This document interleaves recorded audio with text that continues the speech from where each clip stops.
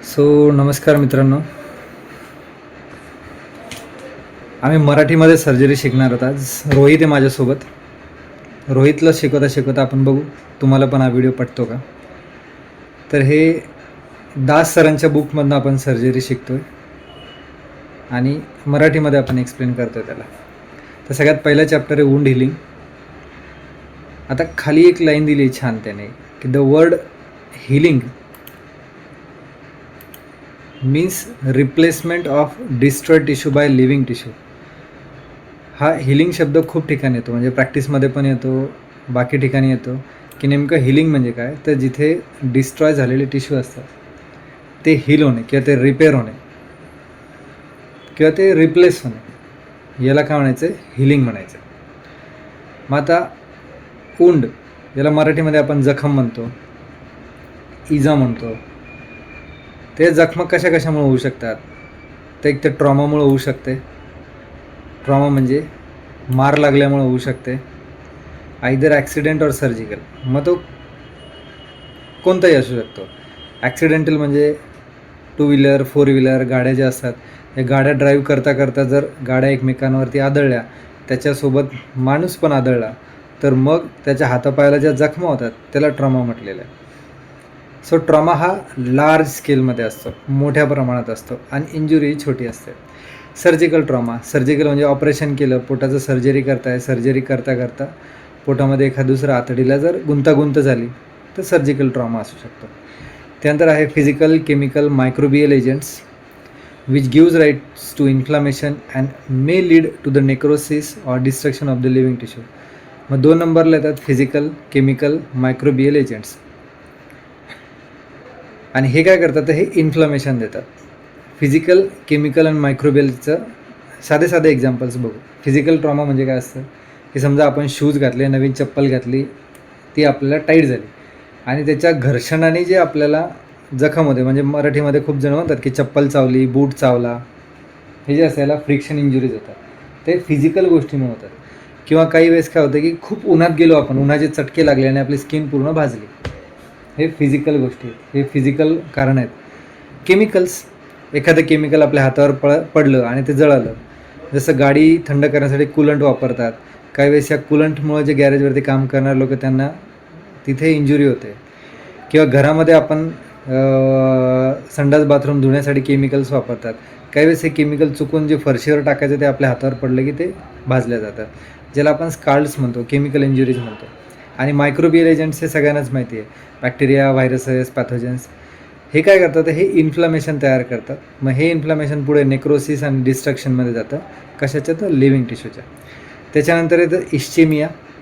इश्चेमिया which lead to infarction. तर सगळ्यात पहिले इश्चेमिया इन्फाक्शन म्हणजे काय. इन्फेक्शन म्हणजे एक रक्तवाहिनी आहे, त्या रक्तवाहिनीमध्ये एखादी गाठ अडकली, ती गाठ अडकल्यामुळं काय आलं, पुढे रक्तप्रवाह झाला नाही. आणि रक्तप्रवाह झाला नाही म्हणजे आता जर आपण समजा असं इमॅजिन करायचं की ही एक रक्तवाहिनी आहे, या रक्तवाहिनी एका अवयवाला, इथे ऑर्गनला ब्लड सप्लाय देते, आणि चुकून इथे काहीतरी अटकलं किंवा इथून रक्तप्रवाह नाही झाला काही कारणाने, म्हणजे ही वेसलच जर समजा चिटकून गेली आणि तिथून रक्तप्रवाह नाही झाला, तिथून पुढे काय होणार नाही, रक्त जाणार नाही. रक्त जाणार नाही म्हणजे ऑक्सिजन जाणार नाही आणि न्यूट्रिशन जाणार नाही, आणि हे ऑक्सिजन आणि न्यूट्रिशन नाही गेल्यामुळं इथे नेक्रोसिस व्हायला लागते. याला आपण इन्फेक्शन आणि इश्चेमिया असं लेबल करतो.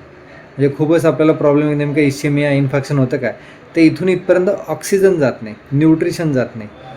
ठीक आहे, न्यूट्रिशन शरीर थोडा वेळ कॉम्पेन्सेट करतं, पण जर ऑक्सिजन नाही भेटलं तर मग ते सेल डेड व्हायला लागतात, आणि त्याच्यामुळे काय होतं, मग वुंड होतं किंवा इंजुरी होते. तर हे 3 महत्त्वाचे कारणं बघितले आपण. सगळ्यात पहिले ट्रॉमा, 2 नंबरला फिजिकल, केमिकल, मायक्रोबियल एजंट, 3 नंबरला ischemia. In context of the wound healing 2 terms should be understood. आता त्याच्यामध्ये आणखी 2 त्यांनी टर्म दिल्या आहेत. कोणत्या कोणत्या दिल्या आहेत, सगळ्यात पहिले दिली आहे रिजनरेशन, आणि दुसरी टर्म त्यांनी दिली आहे रिपेअर. आता रिजनरेशन या शब्दातच अर्थ आहे त्याचा. रिजनरेशन म्हणजे जे पुन्हा जनरेट होऊ शकतात, जे पुन्हा तयार होऊ शकतात. म्हणजे आपल्या इथे मार लागला, या इथे मार लागल्यावर खपली झाली आणि ही स्किन परत तयार झाली, म्हणजे स्किन काय झाली, रिजनरेट झाली. पण काही ठिकाणी रिजनरेट नाही होत, मग तिथे फक्त रिपेअर होतं. म्हणजे मार लागला आणि मार लागल्यावर रिपेअर झालं, पण तिथे स्कार फॉर्मेशन झालं. काय झालं, स्कार. कारण तिथे ओरिजिनल स्किन आली का?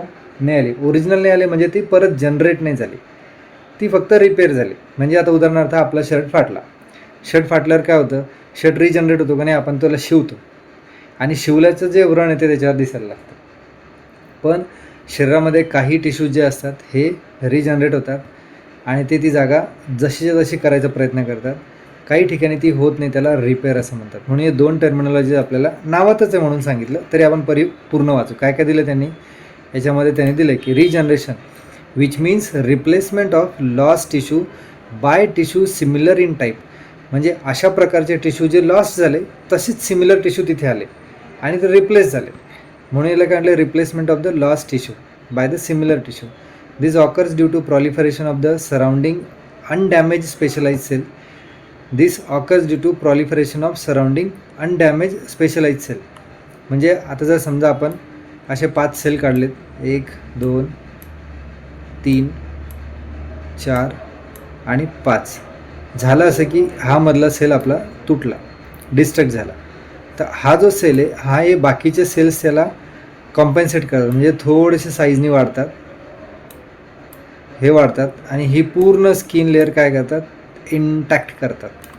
म्हणजे ती लेअर पूर्ण इंटॅक्ट करतात, असं जाणवतच नाही आपल्याला की इथे काहीतरी डिस्ट्रक्ट झालं. तर हे होतं रिजनरेशन.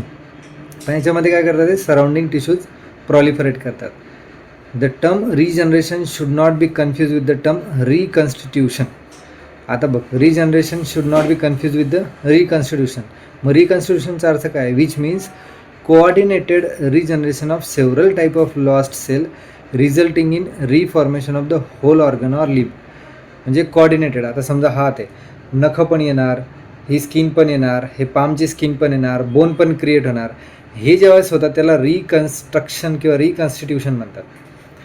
सो रिजनरेशन म्हणजे एखाद्या कुठलं नख तुटला परत दुसरा नख येणार, पण नख पण यायला पाहिजे, बोन पण यायला पाहिजे, स्किन पण यायला पाहिजे, असं ज्यावेळेस होईल त्यावेळेस त्याला काय म्हणतो आपण?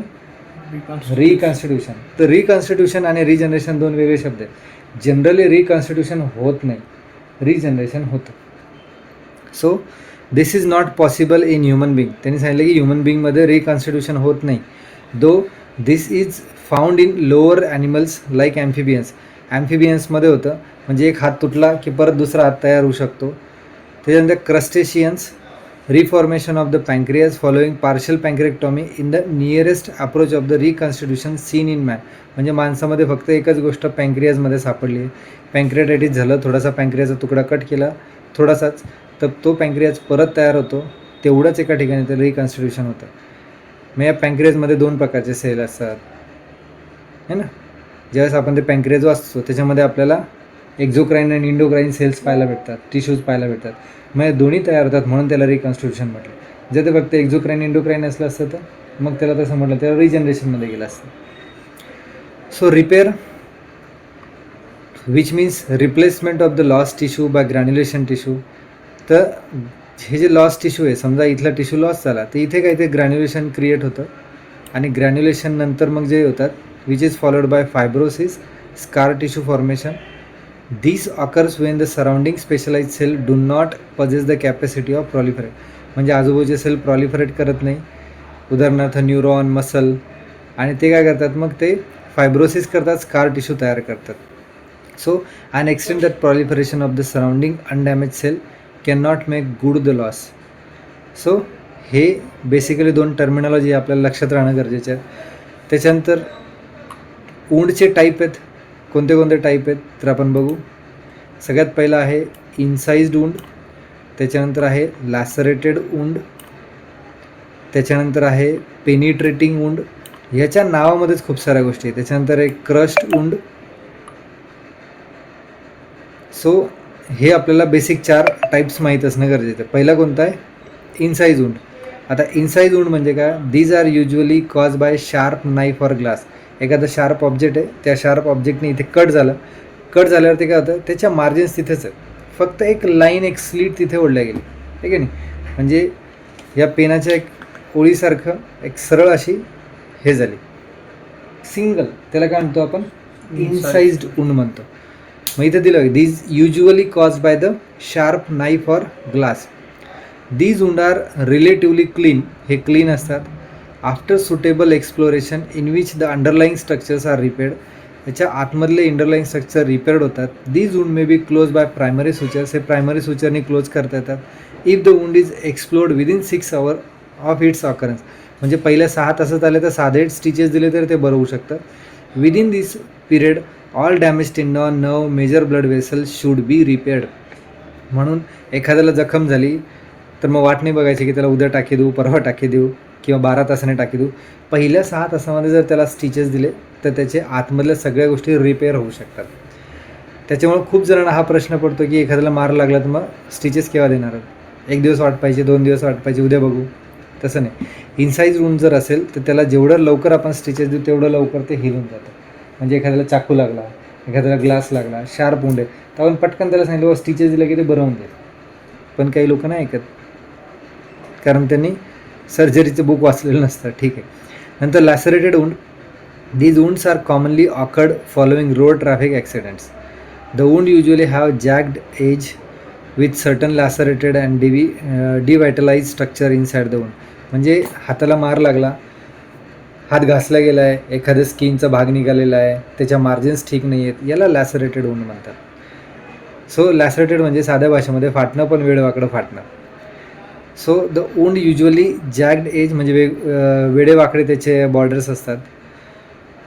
आतमधले स्ट्रक्चर पण त्याचे डिस्टर्ब झालेले असतात. Through debridement of these tissue is required if received within 6 hours of injury. परत 6 तासाच्या आतमध्ये आलं ते डिब्राईड करून व्यवस्थित क्लीन करून त्याला सुचर केलं जातं. The object is to convert the lacerated wound into almost incise wound, म्हणजे लॅसरेटेड वुंडला इनसाइज वुंडमध्ये करून मग त्याला रिपेअर करता येतं. Repair of the tendons, nerves is not recommended at the time of initial surgery due to risk of infection. Should wait for 4 to 6 weeks for the complete healing of the wound and these repairs are done as secondary procedure after healing. So जर चुकूनच झालं की हाताला major trauma झाला, एखादं tendon वगैरे तुटलं, तर पहिले काय करतात, पहिले त्याला स्टिच घेऊन टाकतात आणि त्याच्यानंतर एक साधारणतः 1.5 महिन्यांनी 4 ते 6 आठवड्यांनी मग त्या टेंडॉनची सर्जरी करतात. इनिशियली टेंडॉनची सर्जरी करत नाही. म्हणजे मेजर गोष्ट जर तिथे काय असेल तर ते म्हणतात की सध्या त्याला केले तर मग ते इन्फेक्शन होण्याचे चान्सेस जास्त आहे, तर त्याला काही दिवसानंतर मग त्याला सर्जरी करतात. म्हणून युजली प्लास्टिक सर्जरीवाले काही वेळेस सांगतात की आता सध्या आपण जखम बघू, त्याला स्टिच देऊ आणि 6 आठवड्यांनी जखमेनंतर ती ठीक झाल्यावरती मग आपण तेवढं फक्त न्यूरॉनचं, नर्वचं, टेंडॉनचं काम करू. So this is all about the lacerated wound. त्याच्यानंतर येतं पेनिट्रेटिंग. नावातच आहे पेनिट्रेटिंग, म्हणजे हा पेन आहे, हा पेन टोचला म्हणजे घुसला, that is penetrating type of wound. These are almost to the incise wound. Incise असतात पण यांचं ना वुंड साईज छोटी असते पण त्याची डेप्थ मोठी असते. म्हणजे वुंड साईज एवढीच आहे पण याच्यामधनं हा चाकू आतमध्ये गेला आहे, एवढामध्ये गेला आहे, म्हणजे एवढे ऑर्गन तो डॅमेज करत गेल्यावरती. इथून इथे जर गेला समजा तर माझ्या गालामधनं मध्ये जाऊन आतमध्ये जाऊन तो डॅमेज करतो. जागा एवढीच आहे, पेना एवढी. सो हे penetrating wound. Penetrating wound usually जे असतात त्याची डेप्थ जास्त आहे. आपण पुढं बघतो इथे बघ, डेप्थ जास्त आहे त्याच्यामध्ये. Is more the wound should B explored layer by layer. मग लेअर बाय लेअर सगळ्या काढून त्याचे आपल्याला प्रॉपर सुचरिंग करायला लागते आणि सगळ्या लेअर बघावं लागतात कुठे कुठे कुठे कुठे फाटलं आहे. त्याच्यामुळं जिथे कुठे चाकू मारलेला असतो त्याला क्लिनिकवरती स्टिचने द्यायचं, त्याला सर्जिकल युनिटला पाठवायचं. कुठे पाठवायचं? सर्जिकल युनिटला. कारण मग आपण जर तेवढ्याच जागेवर टाकी दिले, आतमधलेलं फाटलेलंच आहे सगळं, मग आतमध्ये जे फाटलेलं असतं तिथून ब्लिडिंग व्हायला लागतं आणि ब्लिडिंग होऊन काय होतं, मग पेशंट हळूहळू BP कमी होतो, शॉकमध्ये जातो आणि समजतच नाही पेशंटला काय झालं. आम्ही तर गेलो तर डॉक्टरांकडे, थोडंसं इथं खिळा घुसला होता तर डॉक्टरांनी एक टाका दिला आणि घरी पाठवलं, पण त्या खिळ्याने आतमध्ये काय काय फाडलं हे कोणालाच माहिती नसतं. सो आणि लोक काय करतात, खिळा गेलेला असला की तो खिळा पण बाहेर काढतात. So ideally in practice penetrating wound असेल आणि जर तिथे काही एखादा ऑब्जेक्ट असेल तो तसाच राहू द्यायचा आणि त्याला सर्जिकल युनिटला पाठवायचं, जेणेकरून ते लेअरमध्ये बघतात कुठे कुठे फाटले आणि तेवढ्या प्रत्येक गोष्टीला स्टिच करत करत मग ते रिपेअर करावं लागतं. सगळ्यात शेवटचे क्रश वुंड. क्रश वुंड वेगवेगळ्या ठिकाणी भेटतात. साधं उदाहरण, रसवंतीमध्ये हात गेला, सगळे बोटं चुरा झाले, त्याला क्रश इंजुरी. म्हणजे जिथे चुरा होऊन जाणार आहे, भुगा होऊन जाणार आहे, that is a crush injury. This occur due to इंडस्ट्रीमध्ये एखाद्याचा हात गेला, पाय गेला, अंगावर काही पडलं, मशीनमध्ये हात गेला. रोड ट्रॅफिक ॲक्सिडेंटमध्ये पण होतात. पायाला मार लागला, पायाचं हाड 5-6 ठिकाणी तुटलं, तर हे सगळे क्रश इंजुरीमध्ये जातात. वार इंजुरीज, बॉम्ब फुटला, बंदुकीच्या गोळ्या लागल्या, तिथे पण क्रश इंजुरीज होते. These wound are manage by the debridement and removal of all necrotic tissues. जेवढे नेक्रोटिक टिश्यूज आहेत तेवढे सगळे काढावं लागतात, डिब्राईड करायला लागतात. Often there is great tension deep to the deep fascia and that is why these wound should be left open and dress. त्याच्यामुळे हे वुंड जनरली उघडे ठेवतात आणि कंटिन्युअसली ड्रेसिंग करत राहतात, 1 दिवस 2 दिवस आड असं. When the edema and tension have subsided, the tissue within the wound are viable. हळूहळू जसं त्याच्यावरची सूज कमी होते, टेन्शन कमी होतं, त्याच्यातले कोणते सेल आपल्याला जिवंत वाटतात, ग्रॅन्युलेशन वाटतात, जे नेक्रोटायझिंग आहे ते काढून टाकायचे असतात, आणि जे हेलिंग आहेत मग याच्यामध्ये delayed primary suture should be perform. And old age adages in this context should be remembered. म्हणजे जुनी एक म्हण आहे ती लक्षात ठेवायची. When there is difficulty in the bringing of the skin together or there is doubt about the viability of tissue within the wound, it is better not to close the wound. म्हणजे wound close नाही करायचं पण ते काम करायचं. पुढच्या गोष्टी आपण पुढच्या लेक्चरमध्ये